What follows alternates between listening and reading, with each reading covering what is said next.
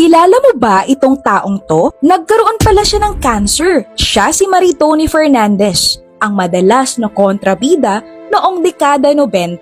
Alam mo ba kung bakit siya nawala sa showbiz? Nalaman ko may cancer ako noong 2001. Nasa Amerika kami noon ng mama ko, siya yung may sakit.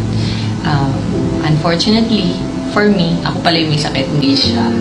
Sabi ng doktor, 5 taon na lang ang pag-asa niyang mabuhay. Sobrang ikinalungkot ito ni Maritoni, lalo pat hindi niya kayang iwan ang kanyang pamilya at ang kanyang nag-iisang anak na si Lexie. Hindi naging madali ang kanyang chemo, bumagsak ang kanyang katawan at marami siyang mga kasabayan na hindi na kinaya ang gamutan. Kaya naman, naghanap si Maritoni ng natural na paraan kung paano mas mapapabilis ang kanyang recovery. At dito niya na nakilala ang Amazing Pure Organic Barley, ang nakatulong sa kanya na mas makarecover ng mabilis at naging dahilan kung bakit ngayon siya ay 20 plus years nang cancer-free.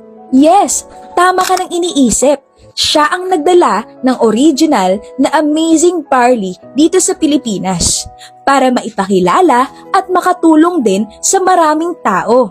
Grabe ang ginawa ng Panginoon sa buhay ni Maritoni. Kaya naman, na-extend niya ang good news sa mas marami pang tao. Alamin ang sikreto kung paano ka at ang pamilya mo pwedeng matulungan ng Amazing Pure Organic Barley and Modified Lifestyle